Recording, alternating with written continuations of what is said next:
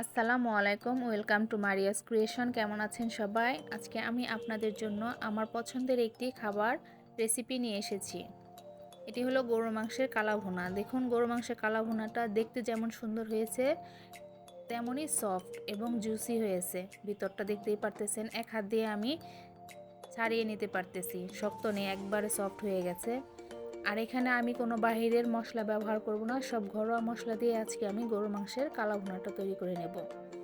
এখন আমি এখানে 1.5 কেজি পরিমাণ গরুর মাংস নিয়েছি। 1.5 কেজি পরিমাণ গরুর মাংসের জন্য 1 চামচ মরিচ, 1 চামচ হলুদ, 1 চামচ গরুর মাংসের মশলা, 1 চামচ ধনিয়া, 1 চামচ জিরা এবং 1.5 চামচ গরম মশলা গুঁড়া নিয়েছি। গরম মশলা গুঁড়া রেসিপিটা আমার চ্যানেলে দেওয়া আছে, চাইলে দেখে নিতে পারেন। আর পরিমাণ মতো লবণ দিয়ে দিয়েছি। লবণের পরিমাণটা একটু বুঝে দিবেন, কারণ এখানে আমি সয়া সস ব্যবহার করব। সয়া সসে লবণ থাকে, তাই লবণটা একটু বুঝে দিবেন। আর এখানে আমি 1.5 টেবিল চামচ আদা বাটা, 1.5 টেবিল চামচ রসুন বাটা দিয়ে নেব। সব উপকরণ দিয়ে দেওয়া হয়ে গেলে এখানে আমি পেঁয়াজ বেরেস্তা দিয়ে দেব। আমি আগেই পেঁয়াজটা বেরেস্তা করে রেখেছিলাম। এখন আমি এখানে পেঁয়াজ বেরেস্তাগুলো দিয়ে দেব। আর সব কিছু দেওয়া হয়ে গেলে এখন এখানে 3 টেবিল চামচ পরিমাণ তেল দিয়ে দেব। আমি যে পেঁয়াজ বেরেস্তা করে রেখেছিলাম সেই তেলটাই এখানে দিয়ে দিয়েছি। আপনারা চাইলে অন্যটাও দিতে পারেন, আপনাদের ইচ্ছা। এখন আমি এইখানে 1 টেবিল চামচ পরিমাণ সয়া সস দিয়ে দিব। সয়া সসটা দিয়ে সব কিছু একটু ভালোভাবে মেখে নেব।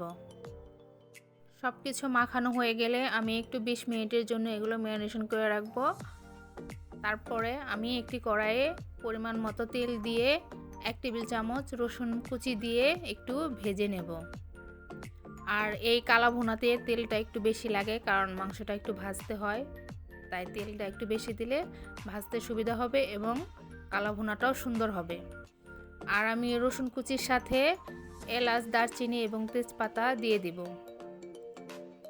এই সব উপকরণ একটু ভালোভাবে লাল লাল করে ভাজা হয়ে গেলে ম্যারিনেশন করা মাংসটা আমি এখন দিয়ে দেব।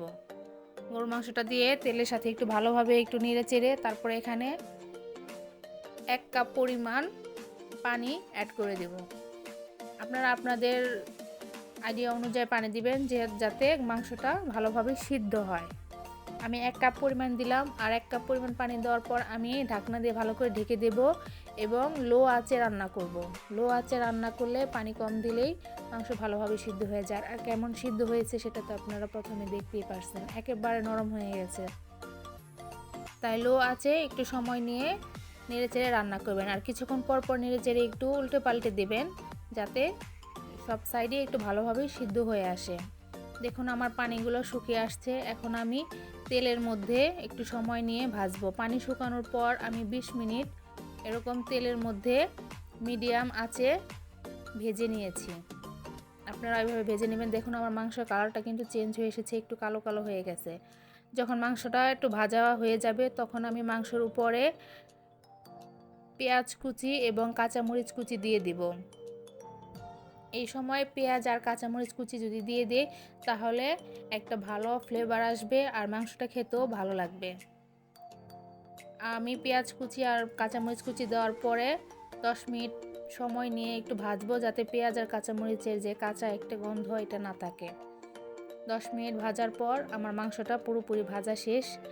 দেখুন কতটা সুন্দর হয়েছে। ক্যামেরাতে হয়তো বা এতটা সুন্দর কালার আসেনি, কিন্তু বাস্তবে অনেক সুন্দর হয়েছিল। এটা দেখতে যেমন সুন্দর, খেতে তেমনই সুস্বাদু হয়েছিল। আপনারা এই কালা ভুনা সাদা ভাত, পোলাও অথবা রুটির সাথেও খেতে পারেন। মাংসটা আমার অনেক বেশি পছন্দ, আপনারাও বাসায় একবার ট্রাই করতে পারেন। আমি সহজভাবে দেখানোর চেষ্টা করেছি এবং সব ঘরোয়া মশলা দিয়েই রান্না করার চেষ্টা করেছি। আমার রান্নাটা যদি আপনাদের ভালো লেগে থাকে তাহলে অবশ্যই একটি লাইক এবং কমেন্ট করে দিবেন। আর এমন ভালো ভালো ভিডিও দেখার জন্য আমার চ্যানেলটিকে সাবস্ক্রাইব করে দেবেন। ভালো থাকবেন সবাই, আল্লাহ হাফেজ।